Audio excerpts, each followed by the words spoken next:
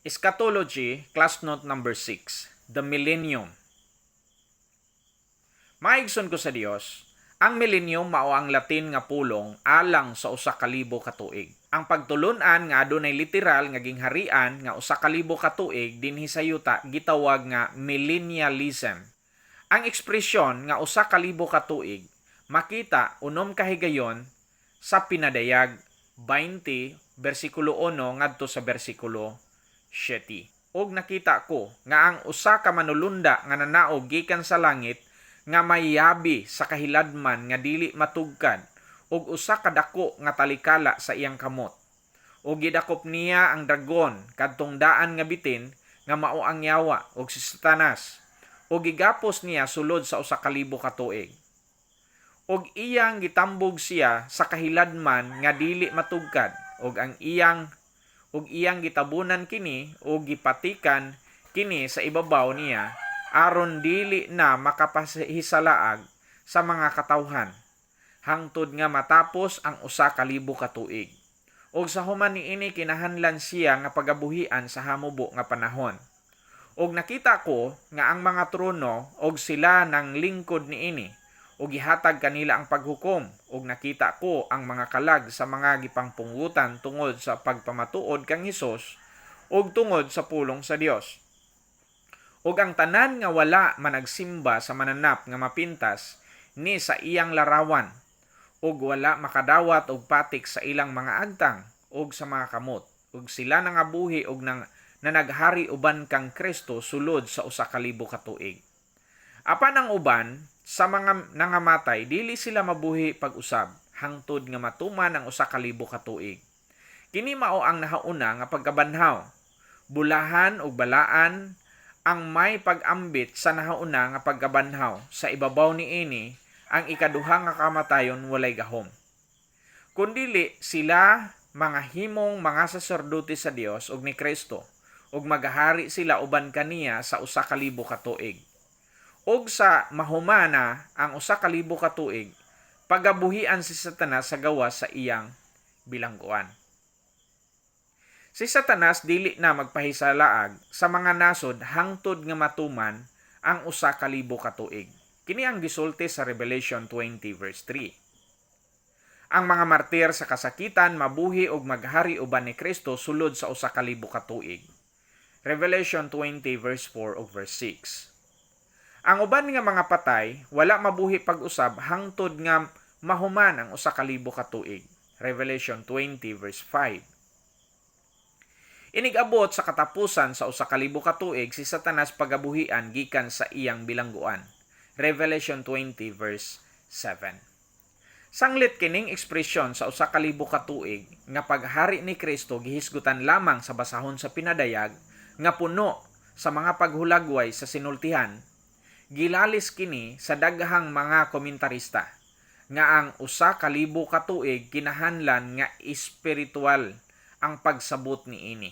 Kini nga mga panglantaw ato ang pagahisgutan sa detalye bahin sa post o amillennialism. Kini nga kapitulo igahin lamang sa biblikanhong pagpamatuod nga ang ikaduhang pag-anhi ni Kristo mo resulta sa pagtukod sa usa ka literal nga gingharian dinhi sa yuta nga mulungtad sulod sa usa ka libo ka tuig.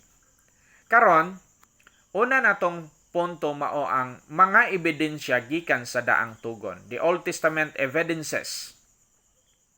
Halos tanang mga komentarista moangkon nga ang daang tugon naglangkob og mga saad nga gituhuan sa katawhan sa Israel nga maghatag kanila og usa ka literal nga gingharian nga mulungtad dinhi sa yuta. Ang saad sa yuta. Kini nga mga saad nagsugod kang Abraham kinsa giingnan sa Dios sa Genesis chapter 15 verse 18. Ang kaliwat ni Abraham literal nga makapanag-iya niining yutaa. Apan wala gayud nila mapanag-iya ang tibuok niini. Ang kaliwat ni Abraham nagkatibulaag tungod sa pagkadili masinugtanon. Apan dugang nga misaad ang Dios nga siya magdala kanila balik ngadto sa yuta nga gipanag-iya sa ilang mga amahan o magpadaghan kanila labaw sa bisan unsang paagi. Deuteronomy chapter 30 verse 1 up to verse 6.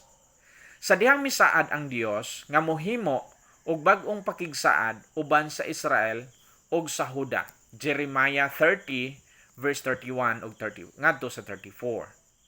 Aniya karon, ang mga adlaw moabot na, nagaingon si Jehova, nga ako magabuhat og usa ka bag-ong tugon uban sa balay sa Israel ug uban sa balay sa Huda. Dili sama sa tugon nga gibuhat ko uban sa ilang mga amahan sa adlaw nga giaga ko sila sa kamot sa pagpagula gikan kanila sa yuta sa Ehipto. Nga ang maong tugon ilang gilapas bisan ako mao ang ilang bana, nagaingon si Jehova. Apan kini mao ang tugon nga pagabuhaton ko uban sa balay sa Israel. Sa tapos ni adtong mga adlawa, nagaingon si Jehova. Ibutang ko ang akong kasuguan sa ilang sulod nga mga bahin ug diha sa ilang kasing-kasing kini isulat ko. Ug ako mahimong ilang Dios ug sila mahimong akong katawhan. Sila dili nagayod magtudlo ang tagsa-tagsa katawo sa iyang isig katawo ug ang tagsa-tagsa katawo sa iyang igsuon. Sa pag-ingon, ilhon mo si Jehova, kay silang tanan managpakaila kanako. Gikan sa labing diutay kanila, ngadto sa labing dako kanila, nagaingon si Jehova. Kay pasayloon ko ang ilang kasalanan ug dili nagayod, hinumduman ko ang ilang mga sala.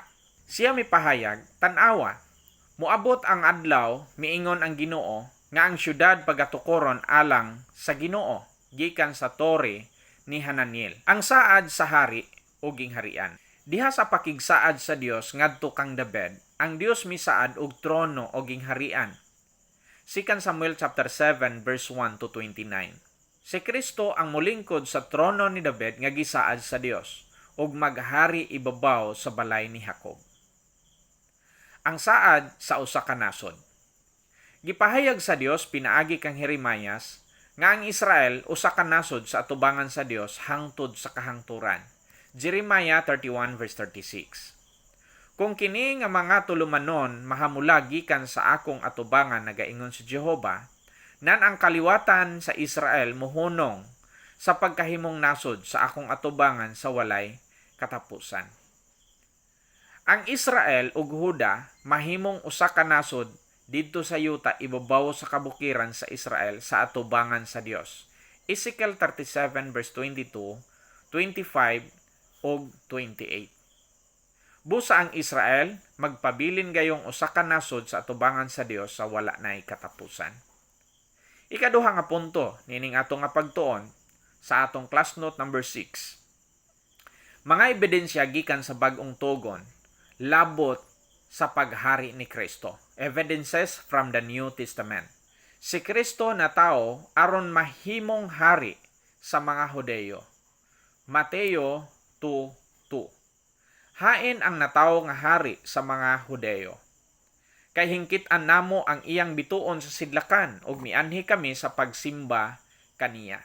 Aron suportaan kini nga bersikulo, gitudloan ni Kristo ang iyang mga tinun-an sa pag-ampo. Umari ang imong gingharian, matuman ang imong pagbuot dinhi sa yuta, maingon man sa langit. Ang gingharian nga gipasabot dinhi mao ang gingharian ni Kristo, nga unya itukod niining kalibutana alang sa nasod Israel. Mateo 6:10. Ug dugang pa misaad si Kristo sa iyang mga apostoles. Sa pagbag-o sa kalibutan iniglingkod sa anak sa tao sa trono sa iyang himaya, kamo usab molingkod sa napulo og duha ka mga trono sa paghukom sa napulo og duha ka mga banay ni Israel. Mateo 19:28. Matud pa si Jesus nag-ingon kanila, sa pagkamatuod nagaingon ako kaninyo, nga kamo nga misunod kanako sa panahon sa pagbag-o sa tanan nga ang anak sa tao magalingkod sa lingkuranan nga harianon sa iyang pamilya, kamo magalingkod usab sa napulo og duha ka lingkuranan nga harianon sa paghukom sa napulo og duha ka banay sa Israel.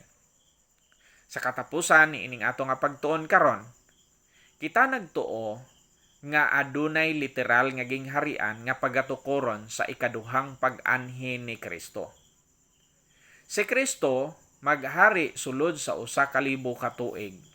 Niining mao nga gingharian. Sa pagkakaroon din hilamang una taman ang atong pagtuon, dalaygon ang Dios ug maayong adlaw kaninyong tanan.